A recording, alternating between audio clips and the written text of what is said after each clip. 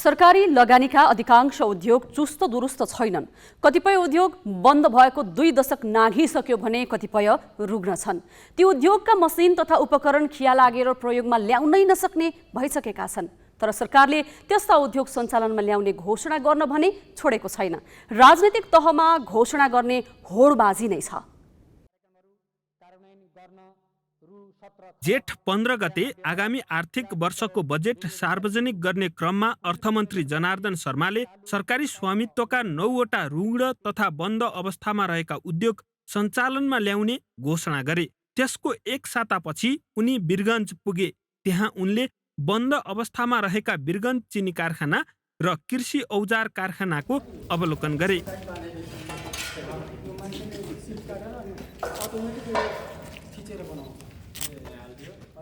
रुग्ण तथा बन्द उद्योग सञ्चालनमा ल्याउने घोषणा पहिलो पटक गरिएको होइन। केही वर्ष यता बजेट मार्फत सञ्चालनको घोषणा गरिँदै आएको छ। सरकारी कार्यदलले भने बजेटमा घोषणा गरे अनुसार सञ्चालनका लागि सुझाव दिएका छैनन्। पछिल्लो पटक 2077 साउन 19 गते मन्त्री परिषदले उद्योगको पहिचान, वर्गीकरण, पुनरुत्थान, पुनर्निर्माण तथा सञ्चालनबारे सुझाव दिन पूर्व सचिव दीपक सुवेदीको संयोजकत्वमा समिति गठन गरेको थियो। त्यो समितिले रुग्ण तथा बन्द उद्योग सरकारले सञ्चालन गर्न सक्ने अवस्था नरहेको प्रतिवेदन दिएको थियो। तर प्रतिवेदनको सुझावलाई बेवास्ता गरी बजेट मार्फत अन्धाधुन्ध रूपमा उद्योग सञ्चालनको घोषणा गर्ने होडबाजी गरिएको हो। 2021मा स्थापना भएको जनकपुर चुरोट कारखानाले कुनै बेला वार्षिक 2 अर्ब खिल्ली चुरोट उत्पादन गर्थ्यो। कारखाना अहिले झाडीमा परिणत भएको छ। मेसिन खिएर जीर्ण छन्। उद्योगको खुद नोक्सान 2 अर्ब 90 करोड रुपियाँ छ। 2070 देखि पूर्ण रूपमा बन्द कारखानाका भवनलाई मध्य प्रदेश सरकारले आफ्नो प्रशासनिक कामकाजको केन्द्रका रूपमा प्रयोग गर्दै आएको छ। 2039मा स्थापना भएको रूपन्देहीको बुटवल धागो कारखानाको स्थिति पनि फरक छैन। सरकारको झन्डै 60% लगानी रहेको उद्योग 2066 देखि पूर्ण रूपमा बन्द छ। उद्योग 1 अर्ब 68 करोड रुपियाँ नोक्सानीमा छ। उद्योगका सबैजसो मेसिनरी उपकरण पुनः सञ्चालनमा आउन सक्ने अवस्थामा छैनन्। यिनै मेसिनका उत्पादनले खर्च थेक्न सक्ने अवस्था हुँदैन। खर्च थेक्न सक्ने अवस्थाका लागि मेसिनहरू परिमार्जन गर्ने, आवश्यक ठाउँमा नयाँ मेसिनहरू थप्ने, नयाँ मोडलका मेसिनहरू थप्ने गरेमा भौतिक पूर्वाधार र भवनहरू चाहिँ यथोचित छन्। 1993मा स्थापना भएको विराटनगर जुट मिल्स 2052 सम्म नाफामा थियो। दैनिक 45 टन जुटका तयारी सामान उत्पादन गर्ने उद्योगलाई 2053 देखि राजनीतिक भर्ती केन्द्रमा परिणत गरियो, जसका कारण उद्योगको उत्पादन घट्दै गयो र 2066मा उत्पादन ठप्प नै भयो। उद्योगको शेयर पुँजी र सम्पत्ति दुरुपयोग भयो। मुलुककै पहिलो उद्योगको इतिहास बोकेको उद्योगको नाममा अहिले 5 अर्ब भन्दा बढी ऋण छ।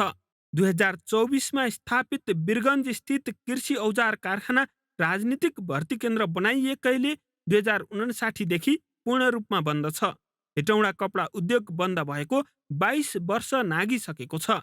यो उद्योगलाई 30 करोड रुपियाँ खर्च गरेर सञ्चालनमा ल्याउन सकिने प्रतिवेदन उद्योग मन्त्रालयले 3 वर्ष अघि बुझाएको थियो। तर सम्भाव्यता अध्ययनका नाममै 15 करोड रुपियाँ सकिसकेको छ। उद्योग सञ्चालन गरेर देखाउने भन्दा घोषणा गर्ने होडबाजी गर्न भने छोडिएको छैन।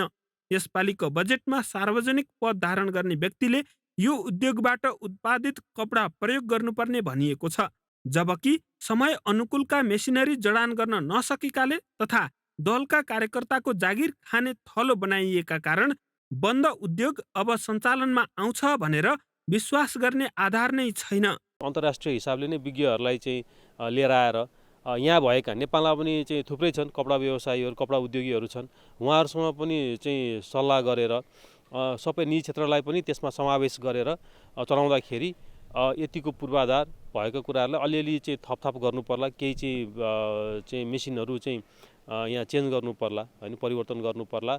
सरकारले पुनः सञ्चालन गर्ने भनेका सबै उद्योगका मेसिन, उपकरण र पाटपुर्जा खिया लागेर कामै नलाग्ने भएका छन्। उद्योगका चल अचल सम्पत्ति संरक्षणमा चासो दिइएको छैन। कतिपय मेसिन चोरी भएका छन्। तर सरकारले भने व्यावहारिक रूपमा सम्भव नरहे पनि सार्वजनिक खपतका लागि उद्योग पुनः सञ्चालनमा ल्याउने गफ दिन छाडेको छैन। जिल्ला ब्युरोको सहयोगमा बिजनेस ब्युरो, ग्यालेक्सी फोके, काठमाडौँ। बजेट मार्फत सञ्चालनमा ल्याउने घोषणा गरिएका 9वटा रुग्ण तथा बन्द उद्योगमा सरकारले सेयर तथा ऋण मार्फत झन्डै 30 अर्ब रुपियाँ लगानी गरिसकेको छ। लगानी अनुसार प्रतिफल प्राप्त गर्न नसकेपछि ती उद्योग धराशयी भए। राजनीतिक स्वार्थ र व्यवस्थापकीय कमजोरी यसको मुख्य कारण हो। 1993 मा पहिलो पटक नेपालमा उद्योग खुल्यो, विराटनगर जुट मिल्स। 6 अर्ब 56 करोड रुपियाँ लगानी परेको यो उद्योगको व्यवस्थापनको जिम्मा 2053 मा निजी क्षेत्रलाई दिइयो। तत्कालीन नेतृत्व र निजी क्षेत्रको मिलेमतोमा मिल्सको सम्पत्ति दुरुपयोग मात्रै भएन, सरकारी स्वामित्व नै अल्पमतमा पर्ने गरी चलखेल भयो।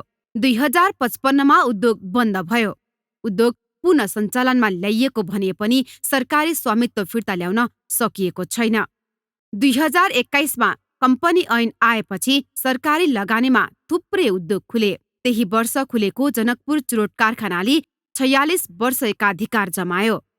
तर 3 अर्ब 29 करोड सरकारी लगानी परेको यो उद्योग भारतीय सुर्ती उद्योग इन्डियन टोबाकोले प्रवेश पाएपछि बजारमा कमजोर बन्यो। 9 वर्षदेखि बन्द कारखानामा अहिले मध्य प्रदेशको मुख्यमन्त्री कार्यालय बसेको छ। 2021 मै खुलेको वीरगञ्ज चिनी कारखाना 4 दशकसम्म चल्यो। यो कारखानामा सरकारको 1 अर्ब भन्दा बढी लगानी छ। 90% भन्दा बढी कच्चा पदार्थ स्वदेशमै पाइने अवस्थामा पनि कारखाना चल्न सकेन। राजनीतिक भर्ती केन्द्रमा परिणत भएपछि बन्द भयो। त्यही वर्ष स्थापना भएको कृषि औजार कारखाना पनि 38 वर्ष चलेपछि बन्द भयो, जसमा सरकारको 26 करोड लगानी परेको छ। 2033 मा गणेश हिमाल क्षेत्रमा सिसा जस्तो खनिज धातुको उत्खनन र प्रशोधन गर्न नेपाल मेटल कम्पनी खुल्यो। तर व्यावसायिक उत्पादन गर्न नसकेको उद्योगमा 10 कर्मचारी करारमा छन्। अहिलेसम्म बनेका अध्ययन समितिले यसको भौतिक सम्पत्तिबारे जानकारी समेत लिन सकेको छैनन्, जहाँ सरकारले 29 करोड लगानी गरिसकेको छ। 2035 मा खुलेका हेटौँडा कपडा उद्योग र नेपाल ओरिएन्ट म्याग्नेसाइट 20 वर्षसम्म चलेर बन्द भए। हेटौँडा कपडा उद्योग चलाउने विषयमा सरकारले धेरै पटक अध्ययन गर्यो, तर कुन मोडालिटीमा चलाउने टुङ्गो छैन। नेपाल ओरिएन्ट म्याग्नेसाइटमा सरकारको 1 अर्ब 19 करोड लगानी फसेको छ। सरकारले 1 अर्ब 45 करोड लगानी गरेको बुटवल धागो कारखाना 27 वर्ष चल्यो। 2039 मा खुलेको उद्योग व्यवस्थापकीय कमजोरीले बन्द भएको थियो। सबैभन्दा बढी सरकारी लगानी परेको गोरखकाली रबर उद्योग 8 वर्ष अघिसम्म चल्दै थियो। यो उद्योगमा सरकारको 15 अर्ब 27 करोड रुपियाँ लगानी फसेको छ। सरकार हरेक वर्ष जसो बजेटमा रुग्ण तथा बन्द उद्योग सञ्चालन गर्ने योजना सुनाउँछ। त्यसपछि अध्ययन टोली बनाउँछ, तर टोलीको प्रतिवेदन दराजमा थन्क्याउँछ। खुला बजार र निजीकरणको नीति अनुसरण गरेको अवस्थामा सरकारी रुग्ण उद्योग पुनः सञ्चालन गर्न कतिको सम्भव छ भनेर हामीले पूर्व सचिव विमल वाग्लेलाई सोधेका छौँ। कतिपय मामलामा चाहिँ यो रुग्ण भएका भन्दा पनि रुग्ण गराइएका हुन् कि यो रुग्ण हुन जरुरी छैन, जरुरी थिएन, तर रुग्ण हुन पुगे, रुग्ण बनाइयो। किनभने यी संस्थानहरूलाई जसरी चलाउनु पर्थ्यो त्यसरी चलाउने काम चाहिँ भएन। त्यो नभएपछि यिनीहरू स्वतः चाहिँ तपाईँको रुग्ण हुँदै गए। राजनीतिक स्वार्थको हिसाबले अथवा व्यक्तिगत हिसाबले कसरी फाइदा लिने भनेर चाहिँ फाइदा लिने दृष्टिकोणले संस्थानलाई चाहिँ परिचालन गरियो, जसको परिणति भनेको चाहिँ रुग्ण हो। त्यसैले संस्थानकै हिसाबले चल्न दिएको भए त्यो परिणतिमा जान जरुरी थिएन। त्यसैले स्वार्थ, आफ्नो व्यक्तिगत स्वार्थअनुसार चलाइएको कारणले त्यस्तो भएको। अब कस्तो किसिमको उद्योग सरकारले चलाइरहनु पर्ने हो, कस्तो किसिमको उद्योग सरकारले चलाउन नहुने हो, पहिला त्यसको प्रकृतिको आधारमा, त्यसको रणनैतिक महत्त्वको आधारमा त्यसलाई चाहिँ हेरिनुपर्छ। हामी कहाँ चाहिँ निजीकरण जे जति गरियो, कार्यक्रम आसत चाहिँ बिल्कुल ठिक, तर यसको मोडालिटी चाहिँ कयौँ सार्वजनिक संस्थानको हकमा मोडालिटी चाहिँ मिलेन। अब यो रुग्ण उद्योगलाई पुनः फेरि चलाउने भन्ने कुरा चाहिँ अब सिद्धान्तको हिसाबले, नीतिको हिसाबले बेठिक चिज होइन। बन्द भएको उद्योगलाई चलाउँछु भन्यो भने त नराम्रो भन्नु हुँदैन। तर हामी कहाँ चाहिँ अहिले केही वर्ष यताको बजेटलाई हेर्दै जाने हो भने खास गरेर यो यो 72 पछाडिको बजेटहरूलाई हेर्दै जाने हुन्छ एउटा के ट्रेन्ड आइरहेछ भने अब नयाँ नयाँ क्याबिनेट आएपछि रुग्न उद्योगलाई पुनः सञ्चालन गरिनेछ भन्ने एउटा चाहिँ पटक पटक बजेटमा चाहिँ आइरहेछ। यो पटक पटक आउने तर काम चाहिँ नहुने देख्दाखेरि चाहिँ यो कतै एउटा पोलिटिकल स्टन्ट हो कि जस्तो लाग्छ के। यसरी जान्छु भनेर अध्ययन गरेर बजेटमा हालेको भए ठिक हुन्थ्यो होइन। अब त्यस्तो चाहिँ के पनि छैन। अब बजेटमा ठ्याक्क आयो चाहिँ रुग्न उद्योगलाई चलाउने भनेपछि अब हुन्छ के थाहा छ तपाईँको। अब विभिन्न कार्यदल बन्न थाल्छ, यहाँ के अरे अध्ययन टोली बन्न थाल्छ। गोरखकाली अध्ययन टोली, जनकपुर अध्ययन टोली, अनि आफ्नो मान्छेलाई चट्ट एउटा अध्ययन गर्ने कामसाम दियो। 3-4 महिना 5 महिना रिपोर्ट आउँछ। त्यो रिपोर्ट आइसकेपछि अनि तपाईँले चाहिँ त्यसपछि यदि सम्झिरहनुहुन्छ भने तपाईँले सोध्न जानुहुन्छ, खै खोल्छु भन्नुभएको थियो नि, रिपोर्ट भर्खर आएको छ, हामी अध्ययनको क्रममा छौँ भन्यो। 2-4 महिना फेरि अर्को बितिहाल्छ, त्यतिकै जान्छ। एउटा त्यो, अथवा होइन भने तुरुन्तै अर्को एउटा कमिटी चाहिँ अब उद्योग सञ्चालन समिति भनेर अर्को एउटा चाहिँ मान्छे अलिअलि यसो आफ्नो जम्मा गर्यो अनि 2-4 करोड रुपियाँ अर्थ मन्त्रालयबाट निकासा गर्यो नभएको पैसा। अनि उसले त्यहाँ जान्छ, यसो गर्छ, केही गरे जस्तो हुन्छ। जुन कुरा चाहिँ पहिला हेटौँडा कपडा उद्योगको कन्टेक्स्टमा बिरेन चिनी कारखानाको कन्टेक्स्टमा एकपटक भइ नै सक्यो। यो त्यो भइसकेर नहुने भएर चाहिँ फेरि रोकिएको। फेरि अहिले फेरि सुरु लाग्यो, 2-4 करोड खर्च गर्ने हो, यो केही होइन। यस्ता उद्योगहरू अहिले राजनैतिक दलका कार्यकर्तालाई जागिर खुवाउने भरपर्दा संस्था भएका छन्।